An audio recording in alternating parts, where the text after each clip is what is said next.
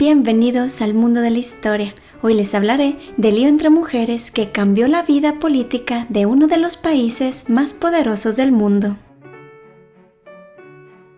En 1828, Andrew Jackson, miembro del Partido Demócrata, se convirtió en el 7º presidente de los Estados Unidos de América y en 1829 nombró a su amigo John Eaton secretario de guerra.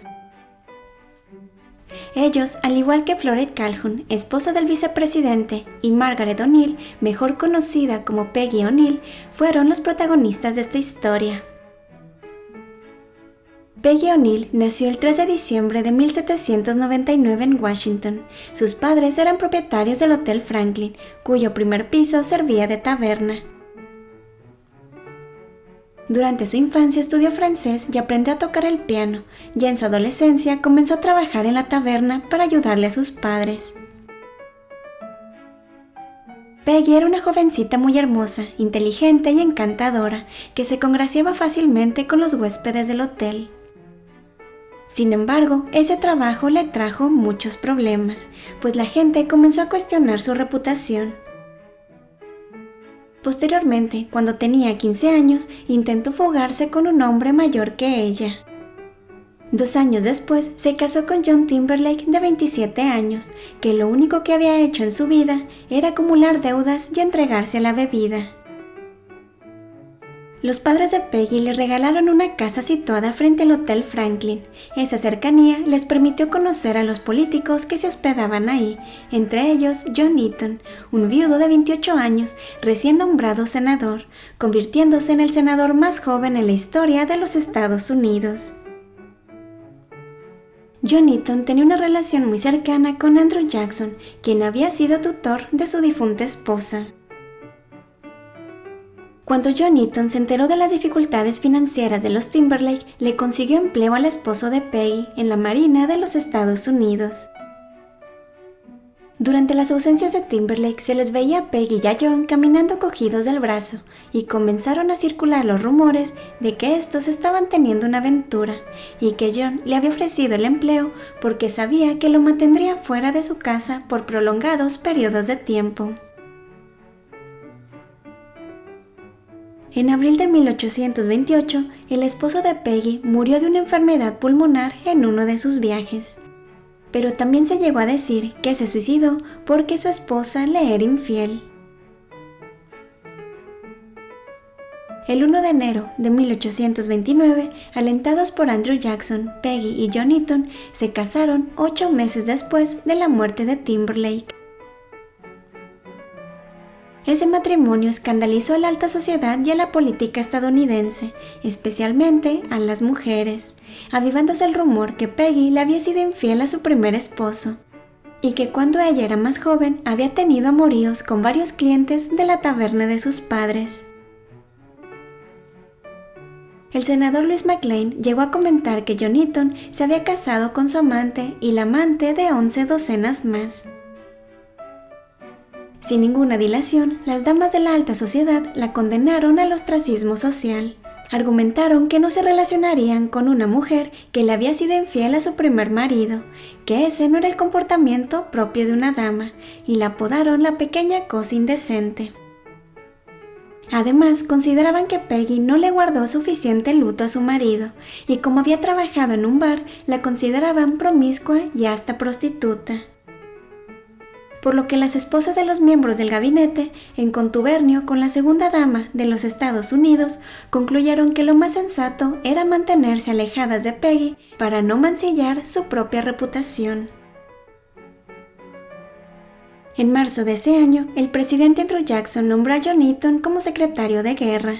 Él y Peggy pensaron que serían invitados a todos los eventos sociales de Washington. Sin embargo, a las primeras reuniones a las que acudieron, las damas de la alta sociedad, lideradas por Florette Calhoun, esposa del vicepresidente John Calhoun, se rehusaban a entablar conversación con Peggy y le evitaban a toda costa. El presidente Jackson intervino en el asunto y se puso del lado de los Eaton, defendiendo de manera pública la reputación de Peggy. Pensaba que todo eso era un intento de debilitar su administración por parte de John Calhoun, por lo que puso fin a la relación amistosa que tenía con él.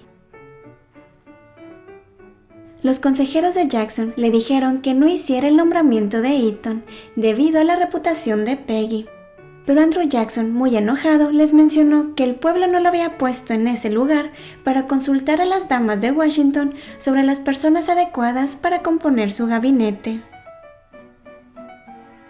Ese asunto en particular se lo tomó muy personal, porque su esposa también fue acusada de adulterio cuando él era candidato a la presidencia.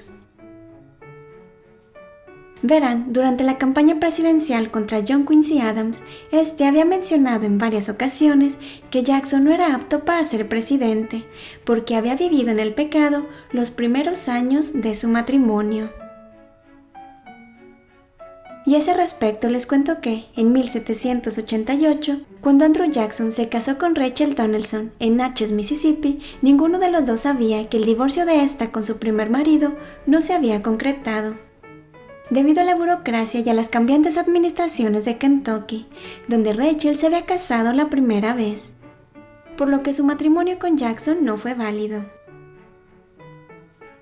Los Jackson se enteraron de esa situación en 1793 y se volvieron a casar al año siguiente, cuando finalmente se legalizó el divorcio de Rachel. Ese pequeño detalle salió a relucir 40 años después durante la campaña presidencial de Jackson, y se puso en duda la reputación de su esposa. Tan es así que una de las frases más sonadas en esa época era que votar por Jackson era votar por el pecado. Andrew Jackson no quería que Peggy sufriera como su esposa, víctima de rumores malintencionados que le causaron una gran angustia. Incluso se pensó que esa situación le ocasionó un infarto fulminante, 2 semanas después de que su esposo ganara las elecciones. En el funeral de su esposa, Jackson culpó a sus enemigos políticos y los acusó de asesinos. En 1829 mandó llamar a los que conformaban su gabinete y les pidió que presentaran las pruebas que corroboraran que Peggy Eaton era lo que sus esposas señalaban, y la defendió diciendo que era tan casta como una virgen. Aunque sabía que Peggy había tenido 2 hijos con su primer esposo, pero Jackson lo dijo en un intento de terminar con las calumnias. Quería que los que integraban su gabinete trabajaran en conjunto para resolver los problemas urgentes del país. Sin embargo, la enemistad entre las esposas de estos y la de Eaton lo hizo prácticamente imposible. Ya esto se le conoció como el asunto de las enaguas. Jackson no dejaría que la discordia entre las damas arruinara su administración y la posibilidad de postularse nuevamente como presidente, por lo que convocó a los miembros de su gabinete y los amenazó con destituirlos si no lograban que sus esposas dejaran de comportarse de manera irrespetuosa con los Eaton. Con lo que Andrew Jackson no contaba era que si bien los miembros de su gabinete eran políticos influyentes y poderosos, en sus casas sus esposas tenían la última palabra en cuanto al asunto con Peggy, y por más que lo intentaron no lograron que hicieran las paces con ella. En definitiva, Florette Calhoun y sus amigas se negaron a incluir en su círculo social a los recién casados. Sus principales argumentos seguían siendo que el comportamiento inmoral de Peggy había roto un código moral muy valioso para las mujeres estadounidenses, y sentían que era su deber restaurar la moral y el honor del gabinete presidencial. El vicepresidente John Calhoun, que anhelaba llegar a la presidencia, vio su oportunidad en esa disputa, y al igual que su esposa, se opuso a que los Eaton convivieran con la sociedad distinguida de Washington. De igual forma, se opuso a las políticas de Jackson y lo contrarió en todo cuanto le fue posible, a fin de dificultar su reelección. Martin Van Buren, el secretario de Estado y rival del vicepresidente Calhoun, formó alianza con Jackson y los Eaton.